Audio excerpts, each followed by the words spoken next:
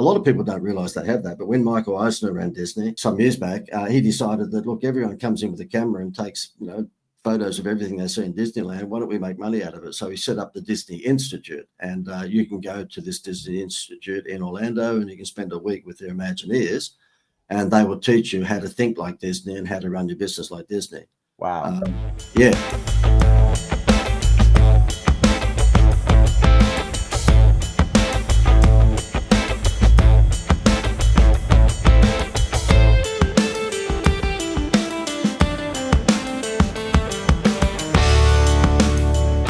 All right, guys, welcome to another episode of the Practical Wealth Show. So I'm excited because we're going to talk about one of my favorite topics, which is business, marketing, sales. And I have John Dwyer from Down Under, and he's got a business called the Institute of Wow, right? And he's worked with Jerry Seinfeld, running commercials. He's worked with all kind of businesses all over the country, all over the world, US, everywhere. So if you're listening to this, he can help you.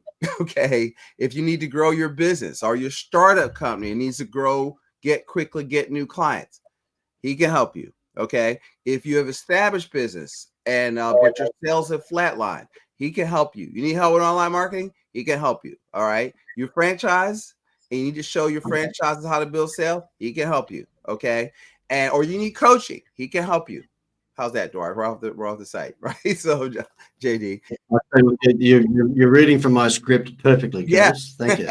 So, welcome to the show, and tell him, give him a little background about how you started doing this, what you've been up to, and then let's get into showing these people how to make some money.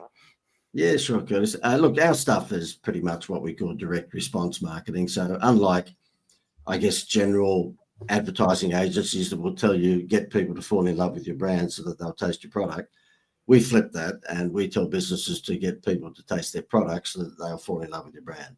Right. So direct response marketing is not putting your face on the side of a bus or the back of a taxi. And it's not sponsoring a gridiron team. Direct response marketing is using as the term infers, direct response tactics on Facebook today to, basically make a sale tomorrow. So it's all about speed. Right. Because I love that because I'm a big Dan Kennedy follower, direct response. And, what a lot of business people or even kids that come out of college, they say, I'll ask them, I say, well, what's your major? I major in marketing. Okay. Have you heard of Jay Abraham? No. Have you heard of Dan Kennedy? No. Have you, even I'll say, have you heard of Russell Brunson? No. I was like, well, what are you studying? What's the older guy? Scientific marketing, Claude Hawkins, Robert Collier, crickets. I said, well, what are y'all talking about? And it's all image and get your name out there. I would tell people don't do it much anymore, but if during a Super Bowl, like when I had the Goodyear blimp, there's nothing about that makes me want to drive down to the store and get some new tires. And so that advertising, if you're following that as a small business, that's an easy way to go broke. Oh, it is. I mean, 96% of American businesses are doing less than $1 million turnover. And so if they think that they're going to build a brand, then they're on drugs because, you just don't have the budget to build the brand if you're doing less than $1 million turnover. And that's not just America. Australia's the same. 96% of businesses are doing less than $1 million. Mm-hmm. And I've come from a corporate background, so I've worked for the big boys. And about 10 or 11 years ago, I said to my wife, look, we're not getting any younger. Why don't we swap across and in the latter part of our career provide this IP that I personally have been delivering to McDonald's and 7-Eleven and Kellogg's and places like that. Mm-hmm. Why don't we cut that up into bite-sized pieces and give it to smaller businesses? And so therefore that's what we've done. And look, it was a challenge because I would go out and do seminars on stage and we'd have 100 businesses, in the auditorium. And a lot of them thought KPI was a new chicken chain. So therefore I had to make sure that I brought the conversation down a level or two from the boardroom. Yeah. Right. You got to break it down, because they're good at doing the thing, right? They're going to work, as the old commercial, making the donuts. Yeah. And but I always tell people you got to have something to say that makes you unique in the marketplace, but you got to have somebody to say it to, and you got to have a system that brings them to you so you can serve them. And I people just get excited about their thing. Yep. But you got to have people to talk to about the thing. And absolutely. The thing is, because the thing is that when the business owner goes to college and becomes a dentist or becomes a landscaper or whatever it might be, if you ask 100 business owners who have got qualifications from college, did they ever teach you how to get a customer at college? They'll say no. We've become a great dentist, but I don't know how to get clients. That's horrible. I mean, yeah, and for all the money they're putting out to be able to do that. So JD, tell them about the power of wow marketing. You talk about the importance of standing out, right? Can you break down what that means and share an example with of a business that you use to transform their results?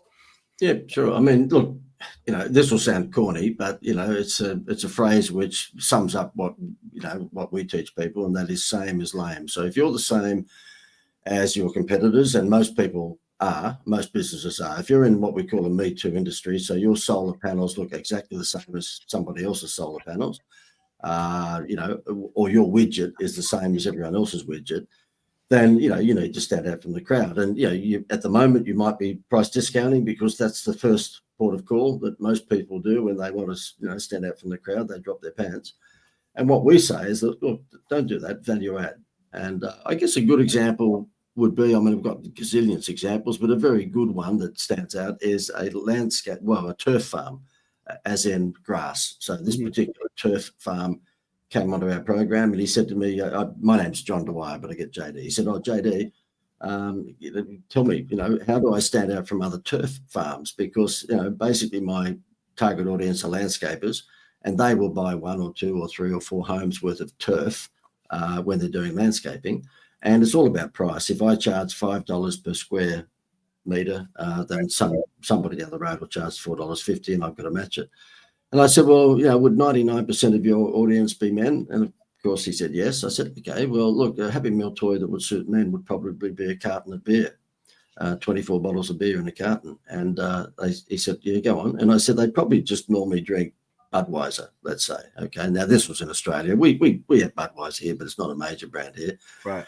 I said, so why don't we give them an upmarket brand? And in Australia, the upmarket beer that you pay more money for is one called Crown Lager. And so therefore, instead of giving them the normal regular box of beer that they would get at a liquor shop, why don't we give them the prestige beer that normally you'd be wearing a coat to buy? And he said, okay. So that's what we did. We bought a list, because you can do that, of landscapers who lived in that particular region. We sent out by snail mail because they're not exactly tech savvy. But we also, grabbed the email list and we contacted them by email and snail mail. And we said, look, for every home's worth of grass, 500 square meters worth of grass that you buy from us, we'll give you a carton of beer. Now, when I visited this guy's turf farm, it went on and on and on and on. He had something like about 3 miles worth of turf. Okay. And he rings me 6 days after we sent out the direct response mailer. And he said, I've got a problem. And I went, oh, God, here we go. Another client with a problem. That's all I need. And I said, what's your problem? He said, we've got no more grass. I said, what? He said, we've got no more grass. He said, 3 miles worth of grass just went within 5 days. He said, the biggest pain in the backside that I had was a guy called Mitch. And Mitch used to ring up and say, look, I can get my grass down the road cheaper than yours. He said, Mitch bought 18 homes worth of grass. I said, what? Wow. And he said, when I bought 18 homes worth of grass, when he bought 18 homes worth of grass, he said, look, I don't care when the grass gets here. I need the 18 cartons of beer by Friday. We have a party. Okay, that's funny. So direct response, then you want to tell them that, let's break that down for a second, because I don't think people do that. You want to put something out there so that they have a reason to respond to that. Yep. And it should make you money, or at least break even. Can you tell them how to think about the metrics of their marketing? Yeah, look, it comes down to this, is that if you give someone a 10 or 20 or 30% discount, the guy down the road can match you within 2 seconds. Yeah. So therefore, if you're a corner store and you're sitting opposite Costco and you decide to discount your products or services by 20%, they'll beat you within like 5 minutes. Whereas if you said, look, spend $100 with me and I will give you boom, whatever that Happy Meal toy is, they would need to have 6 months worth of committee meetings with head office to work out how they could match it. So what I'm saying is that if you are a small business, you can take on the 40-ton gorillas and you can beat them very easily by coming up with a Happy Meal toy that they just cannot match. Right. And the best example of that, and I'm going to name drop here, was the Seinfeld thing. I had a bank in Australia called the Greater Bank. And as it turned out, they are the 250th biggest business in Australia, but nonetheless, they're not as big as the Wells Fargo sort of banks down under. And they engaged our services some years ago, and they said, look, what do we do? Because every time we have an interest rate for home loans of 6.2%, the guy down the road, the big, Wells Fargo people were 6.1. And I'd been doing some TV commercials for a travel discount company, so I introduced them, and we came out on TV and social media and said, look, swap your home loan from the Wells Fargo bank, or we didn't mention their name, but swap your home loan from the big guys across to us, and we'll give you a free vacation. And they took an extra $15 billion worth of home loans within the first 3 years. It went absolutely nuts. And this idiot who you're talking to didn't charge a percentage of the extra home loan business. He charged them a monthly consultancy. So I'm an idiot. But about 3 or 4 years into the campaign, it was going so well. We stepped it up a level, and I won't bore you with the details of how I did it, but we pulled off Jerry Seinfeld to be spokesman for this down under bank. And so I flew backwards and forwards to New York, and Jerry Seinfeld basically stood in front of a mocked up bank because he wasn't going to come down under to do it. So we just did it outside his place and basically said, get a home loan, get a free vacation. Now, the reason that worked was not just because of Seinfeld, because it was working very well before then. It was working because they had a Happy Meal toy, which was attractive to both men and women of all ages, and that's a free vacation. And that just took everybody's eyes off the price. The Greater Building Society, throughout the period that they ran this, which was a number of years, they were the highest home loan interest rate in the world, and nobody saw it. Wow. Let me ask you, so staying on this Seinfeld thing, because you work, with high profile spokespersons, but let's say I'm a small business. I want to create impactful marketing campaigns, but without celebrity endorsements. Is it possible to do that? Absolutely. Yeah. Well, I mean, the turf farm with the beer is one example, but I mean, what happened with the Seinfeld thing at the end of that, because it's pretty hard to keep that a secret, I had a call from a travel company, and they said to me, listen, as a travel company of America, and they said, look, we've seen what you've done down under. We've got access to unsold hotel rooms in America and right around the world. And these hotels are happy to give up the rooms for free in the hope that whoever stays there will spend money on food and beverage. Do you want to join forces and give us basically a royalty, and you give this to businesses as a Happy Meal toy? And I said, hallelujah. So that's what we do these days. We've got a lot of clients in the States, and we give these vacation vouchers for 3 to 7 nights accommodation in Vegas and New York and San Diego and Orlando and all sorts of places. Basically, we give the vouchers to businesses for $50. They're worth $1,000 because it's a 3 to 7 night vacation in Vegas or wherever it might be. And they use that as a Happy Meal toy. So they basically say, buy my refrigerator and I'll give you a vacation voucher worth up to $1,000. And that makes them stand out from the crowd because they're giving something that's worth $1,000 but only costs them $50. And that's the secret of any of these things. I'm very familiar with the McDonald's promotion because I've worked with McDonald's over the years, and that Happy Meal toy, they get out of China for 22 cents. But when you are a parent or grandparent and you buy that Happy Meal, you see that toy being worth $5 in Kmart. So therefore, if you have a very attractive Happy Meal toy, but your cost is very small, but your perceived value is high, shut the gate. It's all over. What? So this is where Curtis gets consulting for Curtis. All right. So no, I'm thinking about that because the Happy Meal toy. So I'm trying to apply that to, like, we were talking before we went online. I gave a talk last night to a real estate office, right? On mostly on like financial stuff, cash flow mapping. But then I went into a short thing on marketing. And I'm wondering that you made me just trigger. Well, what would a Happy Meal toy be for? I'll not put you on the spot. I'm just thinking out loud. I'm in financial services, life insurance, a mortgage person, professional services. Some of them have compliance issues. What would be a easy Happy Meal toy? Like I thought I've thought about, and I knew a guy that gave away like free vacation kits. Like you might be able to buy them, and he would do workshops. And hey, if you sign up for a consult, you get 3 nights, 2 days. I was really on not a good package, but it sounds good. But is there a way to think about that and then find collaborations where you could cross market with other people? How would someone do that? Yeah, you can do one of two ways. We have lots of financial advisors. In fact, I picked up a client this afternoon who's a mortgage broker here in Australia and a financial advisor. And he wanted to do the vacation promotion. So therefore he wanted to do this thing. Okay. So therefore he said to me, oh, look, so I'll do it if someone swaps their home loan or, swaps their financial advice. I'll give it to them. I said, no, if you do that, you're on drugs.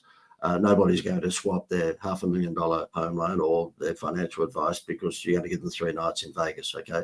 Right. What they will do is book a health check. They'll book a financial health check, and you can do that over Zoom. And if you pick these things up for $50 and you've got a hit rate of 2 or 3 out of 10 in terms of your conversion rate, then 10 times $50 is $500. But if you pick up 2 or 3 new clients out of that, you're way, way, way ahead.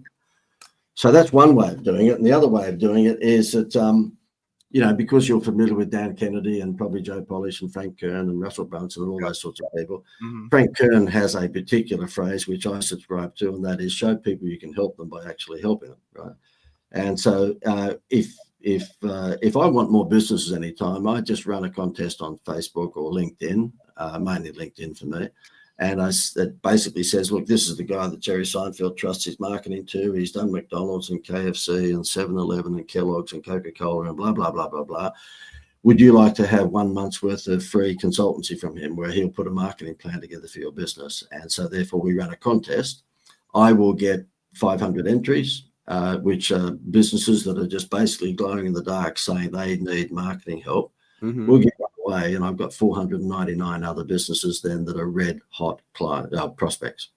And so in your instance, I would do exactly what Frank Kern tells you, and that is, prove to them that you can help them by helping them. So you would say, listen, win a financial health check from me and maybe 3 months worth of consultancy or 2 months or whatever you want to do. Right.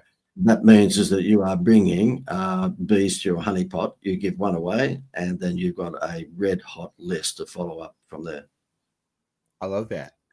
Yeah. I'm going to replay this and take notes. Well, if you want to swap the idea, just go to fbcontestformula.com. So it's FB for Facebook. So we call it the Facebook contest formula, but it can be the LinkedIn contest formula. It doesn't matter what it is. So fbcontestformula.com.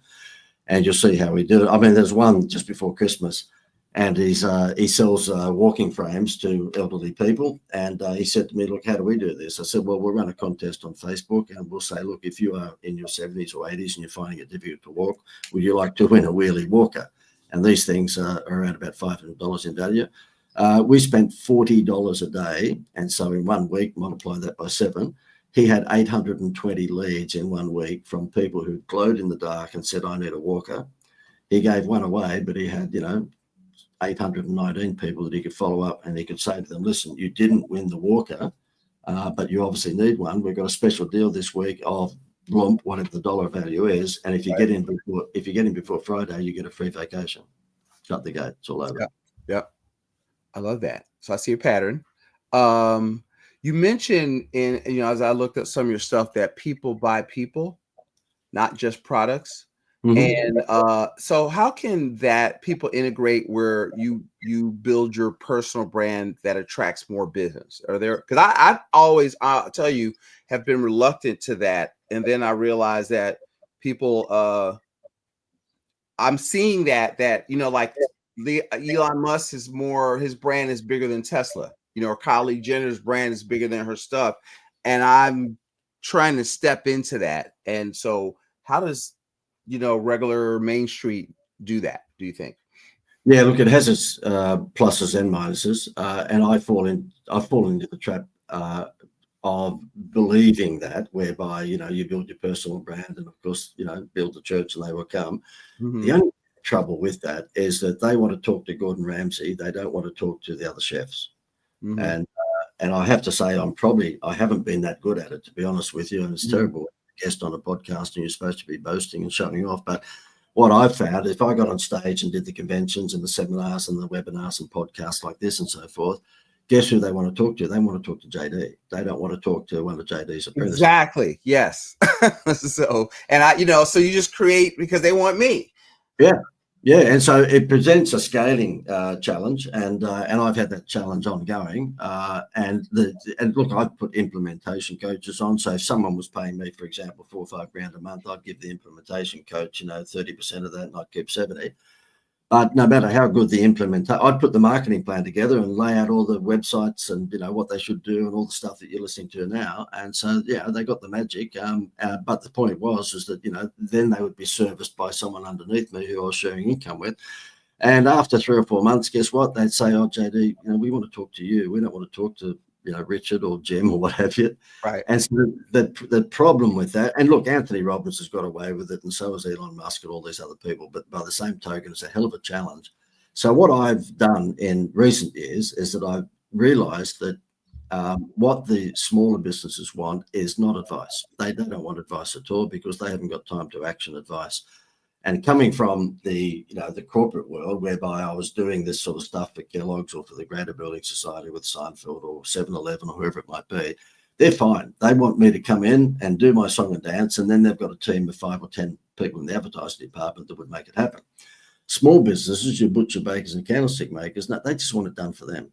Right. So what I stopped doing is providing this, and I still do it, but I don't rely on it, and that is the private coaching. So what we do now is that's why when I gave you that website, fbcontestformula.com, when you go there, you get all of my thinking, but you don't get me. And so therefore what I decided to do, and I don't know whether it would be practical for what you do, but what I decided to do is actually create modules. In other words, done for you packages whereby they buy the package, they get all of my thinking, right, and it will work for their business if they join the dots. But they don't necessarily have to have a weekly call with me. I like that. I've been playing with a hybrid of that, of recording lessons, so stuff that where I still want to meet with them, but there's homework I can give them on the weeks that we're doing to kind of strengthen what we're talking about. So it's something like that. So I like that. What are maybe, in your opinion, based upon your experience, maybe the 2 or 3 of the biggest mistakes you see business owners making in their marketing, and how can they fix them? How can they fix some of them immediately? Yeah, look, the biggest mistake, of course, is price discounting, because whilst, there's nothing wrong with doing that twice a year to get rid of whatever's in the warehouse, or maybe just to get some quick cash in, it's not sustainable. It is for Kmart and it is for Costco, but it's not for most of us. And so therefore, price discounting, if it's not sustainable, why would you spend time doing it? And the other thing is that basically not recognizing that they might be in a Me Too industry, that, whatever they're doing, then there's a million other people out there doing it. And so therefore, if they do recognize that, then it's time to actually consider value adding and providing. Look, the reason I say Happy Meal toy, because that resonates. Everyone knows that. Yeah. I have a vivid picture of that when you say that. So yeah, that's cool. Yeah, and look, like Kellogg's have been doing it. When I grew up, I was collecting the Flintstones toys. I'd pester mum to buy the Kellogg's because I was collecting the Jetsons or the Flintstones, and it's no different now. Amazon do it through their Prime membership club. If you're a member of Amazon's Prime membership, you get free shipping and free movies and free, music and this, that, and the other. Your local coffee shop down the road does it. And they say, look, get a little reward card, and when you get 9 coffees, you get the 10th one for free. The crazy part about it, though, is that 97% of businesses in America and Australia have never, ever used an incentive in their marketing. 97% of businesses. Wow. And so therefore, that's what I would say, is that, you ask for 3 things. Number 1, price discounting, stop it, or at least limit it to just twice a year to get rid of stuff. Right. Number two, and that is, stop selling just your product, but rather put a value add to it. And number 3 is making sure that you have some sort of time limitation or quantity limitation to whatever your offer is. Because look, we're all fence sitters. We all sit on the fence and go, look, I'll think about doing that tomorrow. Whereas if you say, if I'm doing a webinar, for example, and I'm pushing one of our products, and we have all sorts of things, $1 million package giveaways whereby we get insured big promotions, so we get them from Lloyd's of London. I can get $1 million for 21 grand. Okay. So therefore we do all these sorts of things, fuel discounts and the vacation promotion and so on and so forth. And if I'm on a webinar and I'm, selling something at the end of it, I will give them a special price, but I'll make sure that they will only get that price if they go to a certain website within 60 minutes. And I make no apologies for it. I tell them, look, we're a direct response company. So if you think that's geeky and it's corny and it's, you go right ahead, I don't really care. But if you want this price that was $5,000, you can get it for $1,997, then you have to do it in the next 60 minutes. If I don't do that, I'm wasting my time on the webinar because people will just sit on the fence. Let me ask you this. So because people think that doesn't work, like that's fine, they'll say, for business to consumer. But can't you do the same thing business to business? Because there's still people on the other end making that decision, right? Yeah. So, you do direct response if from a business to business. Yeah, well, this vacation promotion, I mean, if anyone goes to vacations.com, vacations.com, they'll see that this sells for $97 a voucher. Mm-hmm. But if I'm on a show like this or I'm on a webinar, I'll say, look, we'll give it to you for half price. I say $50, but it's $48.50. So half of $97 is $48.50. We've got price variability with this because the hotels are giving us the rooms for free. So I can essentially sell them for whatever I want to sell them for, right? Now, we have operational, expenses that we've got to look after, but essentially it's not like a TV from China whereby I buy it for $200, so I've got to get at least $200 back. In this instance, I can say to people, look, if you get in by 5 o'clock today, I'll give you an example. Today, the mortgage broker who contacted me and he wants more leads, I just said to him, okay, if you get in by 5 o'clock this afternoon, I'll give them to you for this price. Guess what? At 4:58, 2 minutes before 5 o'clock, he gave me $3,000 or $4,000.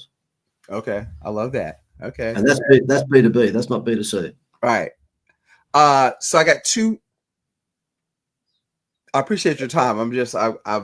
I made some notes and now I'm trying to, make sure I get good stuff in. Talk about, you're an advocate for subscription model. And I don't think that regular businesses believe they can have a subscription or a membership model. What's your feeling on that? And can you give them some direction on looking at their business head and at, because if you get that, it gives you a lot of it lowers your anxiety mentally if you got recurring revenue. Yeah. Look, we've all been there, haven't we? Where you have a record month and you've just done $50,000 in March, and you think, "Oh, this is fantastic! I'll go on that vacation. I'll buy the car." Right. And then April's a $7,000 month. You go, "Oh my God, what?" Yeah, and if you follow the likes of ClickFunnels, which is Russell Brunson, I'm a member of Joe Polish. Well, I'm not at the moment, but I was a member of Joe Polish's Genius Network. Are you familiar with that? Mm-hmm. Yeah. Yes, I am. And so therefore you'd meet 3 times a year in Phoenix. You could be sitting next to Frank Kern or Russell Brunson or what have you. So it was all the cool kids at lunchtime were in the Joe Polish Club. And just about all of them are subscription-based memberships. And so, I followed that too. And we've had our wins and losses with it. I mean, it's got to be the right subscription to make them sticky. And not every business is suited. I mean, obviously, if you're selling swimming pools or tennis courts or motor cars, you can't put them on a subscription program. But, if you think about what cafes do, what your local coffee shop does with that little reward card, essentially that's a subscription model. Okay, it is. And the trouble is that I only got this one yesterday, and I know that whoever's listening to this won't see it, but if they're watching on YouTube, that happens to be a coffee card that I got. I'm holding up to the camera. Okay. But that for instance, friends with benefits, your coffee is on us. Yep. Yeah. Now, on that side, they put their logo and everything else. And on this side, they put the little 10 sections to put the stamps. Now, they are on drugs because that is ridiculous. Guess what they don't have on that coffee card? They have no way of filling in a form and telling you who you are. So therefore, they get all the trouble. They do, 95% of the work and put all that together, but they forget the main thing for any subscription program, of course, is to get their details so you can annoy them until they buy or die. So if you're going to create a subscription program, make sure you have their blood group before you kick it off, because the whole purpose of this is if they actually go lame, and every horse does go lame, then at least you've got their details, to go from there. But pretty much most businesses, not all, but most businesses can certainly have some sort of subscription model. What you've got to do, though, is make sure that they they are sticky. So you've got to have something that's going to be a wow factor. I mean, we're called the Institute of Wow. So yeah, it's got to have a wow factor that they do want to continue getting their credit card whacked for whatever it is per month. Mm-hmm.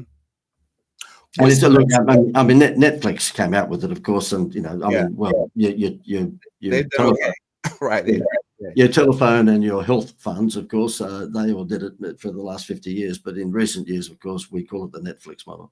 I think we just have to think about it.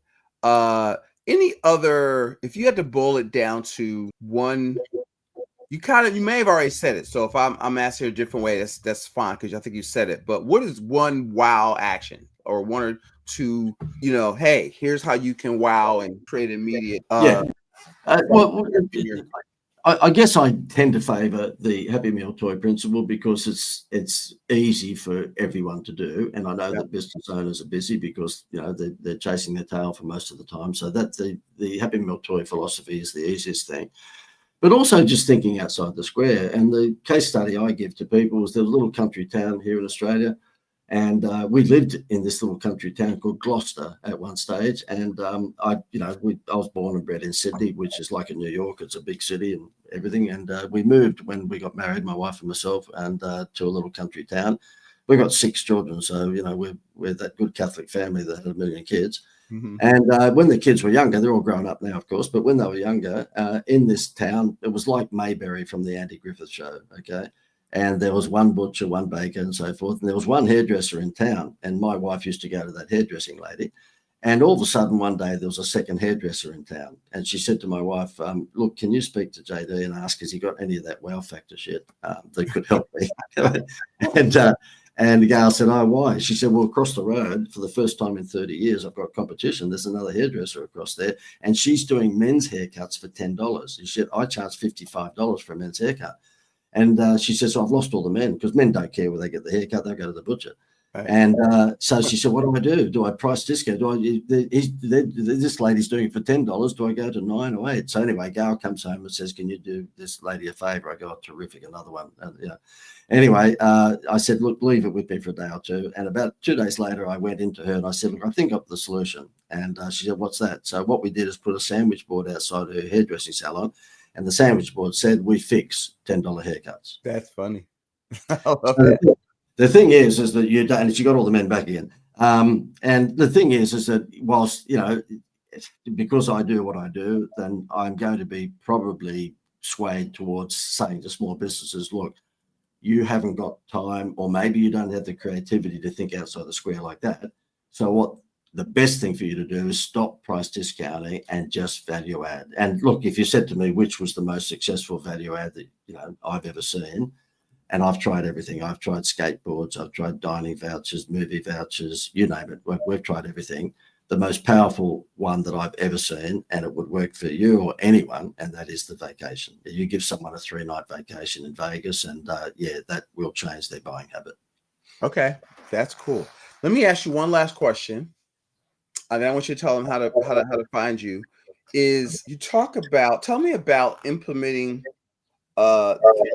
make sure this is you. Did the Disney experience in your business? I know Dan King is a big fan of Disney. He says when you go there, don't just go there. Pay attention to what they're doing. Now they're giving a lot of heat right now because up here is some very lefty whatever. But the business model is brilliant. The service model is brilliant. Should we look at that, and how can we Disney-fy, or I used to say McDonald's our business from the E-Myth, but thinking about, hey, here's something, how can I do this in my deal? Look, they are brilliant and probably up there with, the top 5 marketers in the world. Obviously, they went woke for a while, but I think they're woken up to themselves now, which is good. Okay. Because that was the silliest thing in the world. Look, I've done a lot of Disney courses. I spent a lot of time in Orlando at the Disney Institute. Okay. And a lot of people don't realize they have that. But when Michael Eisner ran Disney some years back, he decided that, look, everyone comes in with a camera and takes, photos of everything they see in Disneyland. Why don't we make money out of it? So he set up the Disney Institute, and you can go to this Disney Institute in Orlando and you can spend a week with their Imagineers, and they will teach you how to think like Disney and how to run your business like Disney. Wow. Yeah, and the courses are called Dreaming and Doing, and of course, I did it over the years when we had young kids, and it cost me about, I think it was like $5,000 to do it for a week, but everything cost me $35,000 because I had to take the Von Trapp family with me. Can you imagine me saying to the kids, "Daddy's going to Disney World, you're staying home"? Not gonna work. That's right. Yeah. So anyway, as it turned out, it was very, very, very valuable to me because they taught me. They weren't singing around. They weren't running around singing "The Hills Are Alive" with the Sound of Music. No. They didn't do the Sound of Music stuff. Yeah. So I didn't think the Von Trapp thing went by me. I didn't get that. Right. I'll tell you what, Curtis, when we got on the Qantas plane to go to America and we had 6 kids under 12, we scared the shit out of everyone in that airplane. That's funny.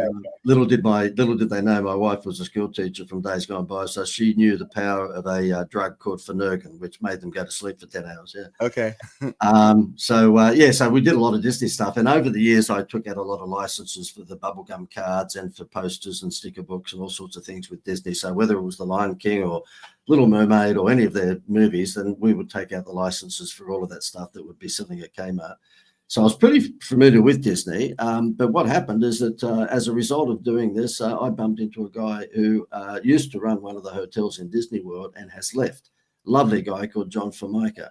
And he actually does keynote speeches all around America of how you run your business like Disney. So he actually has come down under a couple of times, and we've teamed up. We've become very good buddies, and we've teamed up, and we do a seminar called "If Disney Ran Your Business, What Would It Look Like?" And so therefore, a lot of the advice that I give people is to mirror the stuff that Disney does. And Disney doesn't believe in giving good customer service. They think that's rubbish. They give extraordinary experiences. So they say, look, customer service, everybody expects it. So, if you're not going to be the conversation topic at the water cooler on Monday morning at the office if you just get good customer service. But if you're in a restaurant owner and all of a sudden towards the end of the meal, you give them a free dessert or you give them an extra coffee for free, all of a sudden you're going to be water cooler conversation. And they say nobody goes to Disneyland and comes home and talks about Space Mountain. They talk about, guess what? The experience, the unbelievable customer experience. Wow, that's fantastic. Yeah. JD, I could talk to you all day. I know what time it is in down under, right? So I'm gonna let you, get back to go to bed because it's after 11. It was 9 o'clock as we record this. It's after 11 for him, but this has been fascinating.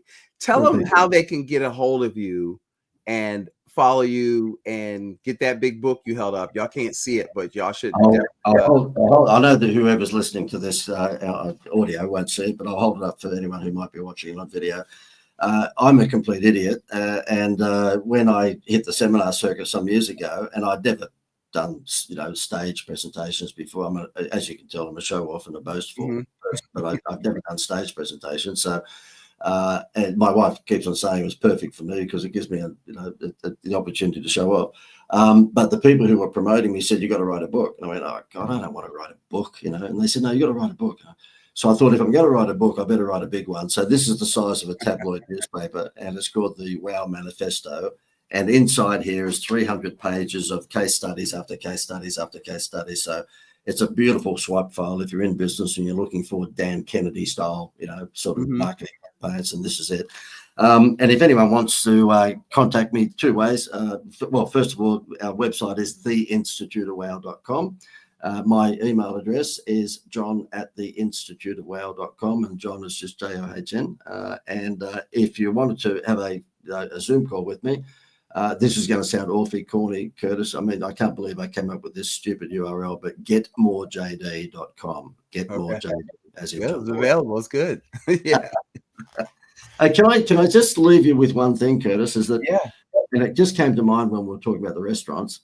I could walk into any restaurant in America today, or Australia, or the UK, anywhere, and I can spend $100 or $200 or $300 on dinner with my wife, and they will let me leave without collecting any data.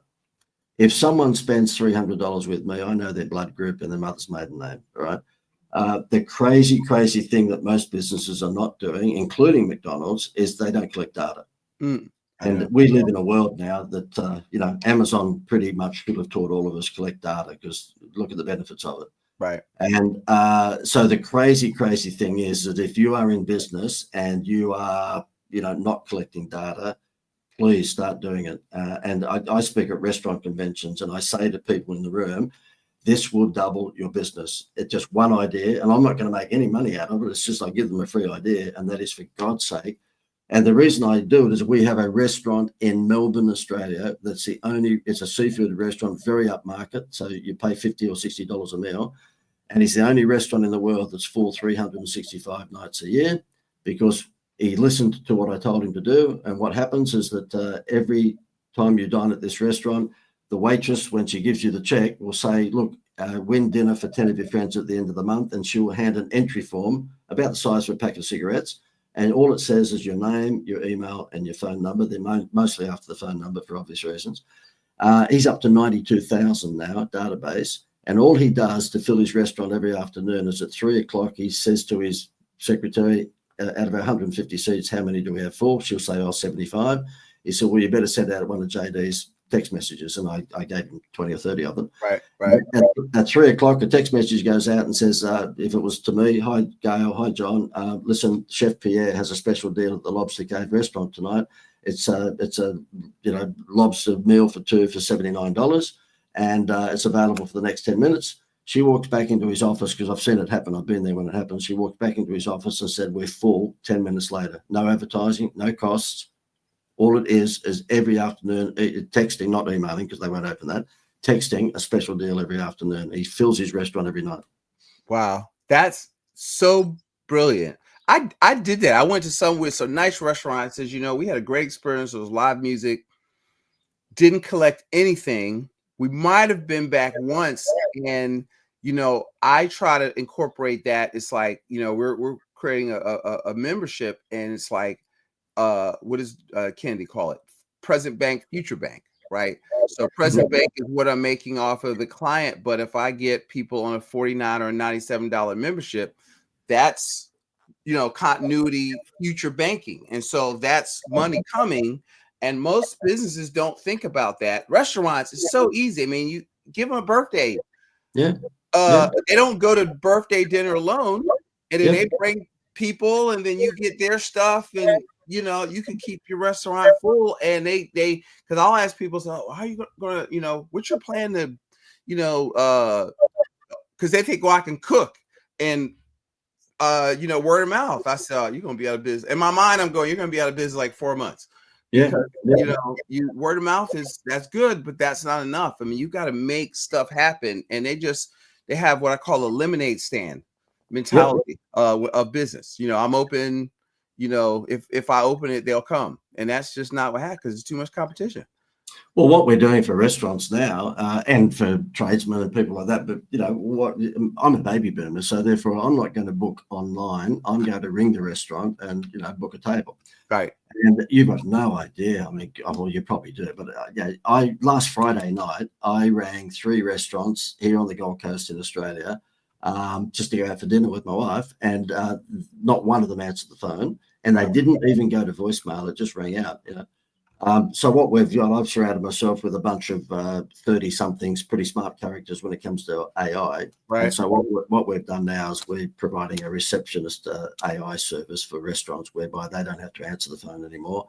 It'll be answered for them by a robot that sounds like a human. And that's taken off like crazy, because the restaurants have this ridiculous excuse that, when we're busy, we can't get to the phone. And so therefore we say, well, you don't have to get to the phone anymore. The human sounding robot will answer the call for you and book the table. That's awesome. I mean, because you gotta, you're there, you have to pick up the phone. I was working with it was like an MLM, like insurance company, but they were part-timers. But I had an office, and my dad, I grew up, we had a supermarket, says your store's got to be open, right? And I would get up, and I'd be at my desk till like 9, 10 o'clock, and I would get home office referrals for all these orphan clients, because I was open. Right. And then it was known that, okay, if they're in the Philadelphia area, Curtis answers his phone. Right. Yeah. Curtis follows up, and I would get a lot of extra leads just because I was there, and I was the one to answer the phone within 3 calls. And so it's something to be said for that. And they forget that, that they're your customer. They're not like, if you hire young kids, I'll off on a tangent. I'm sorry. The if you hire young kids, it's the imposition on their day for you to ask them a question, right? Because you're breaking up their Instagram time.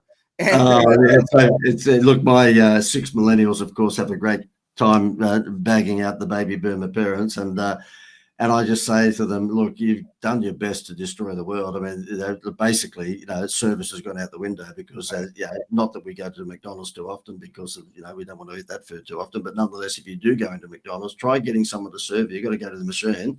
Right. It's a wonder. It's got to a stage now where you go to the airport, of course, you got to do everything yourself. It's a wonder they don't get you to fly the damn plane. I mean, right. It's ridiculous. And I say to people, listen, if you want to know how to go back to service, I mean, and the supermarkets should know this too, because they've got us to, zap all of our groceries now and work for them for free. I just say to them, go to Disneyland, okay? Get 2 tickets, go to Disneyland, and you'll see that service is still alive and well. That's a good way to go. That's a good educational, tax-deductible vacation. And pay attention, because people think service is basic. Like they'll say, like when we talk about creating a unique selling proposition, we thank you, please, good service. That's not special. That's foundational. So how can you be exceptional? But right now, like here in the States, we have Chick-fil-A, right? So the difference in service between Chick-fil-A and McDonald's, Burger King, wherever is, you can see the training. In effect, and it's like I don't know how y'all. And then if you go into the restaurant, look at all the promotions that they do. They have something 2 or 3 times a day, like you're talking about, and they're lining up at the drive-through or inside the place like they're giving out money. And I don't know. I go there, I study it. Like, what are they doing? What events can I do to keep my thing full? And you just have to. People are like, what did John Kennedy say? They're like the Amish, right? Yeah. They're very incestuous, whereas, good ideas come from other industries. And the work is not, this won't work for my business. How can I transport this thing into my business? I'm always doing that. I have a swipe file, and I keep an Evernote of good headlines, whatever. So I'm in financial services, but I tell people I'm really into marketing business, right? You have to be a marketer thing, not a doer to thing. Look, you would know then, if you follow Dan Kennedy, he talks about, basically interpreting what he's saying and then transferring it to your business. Yeah. And look, I absolutely subscribe to that, because I found, though, that small business owners, because they're good technicians but not really good at marketing, that's a little fanciful. So what we decided to do, that's why we've got these packages, is that we say, look, get out of the way, just pay a package fee and we do it all for you. There was a lady just this afternoon who had bought the vacation package off us, and she's a liquor store, and she said to me, how do I use it? And I said, they buy X dollars worth of alcohol from you and you give them a free vacation. And she said, okay. So she came up with a thing, and that was buy 3 dozen wines from me and you'll get a free vacation. It'll go nuts. It'll go crazy. And she said to me this afternoon, look, I hate to put this upon you, JD, but I've got a magazine that I'm doing a double-page spread. One page is an editorial on me. The other page is the ad.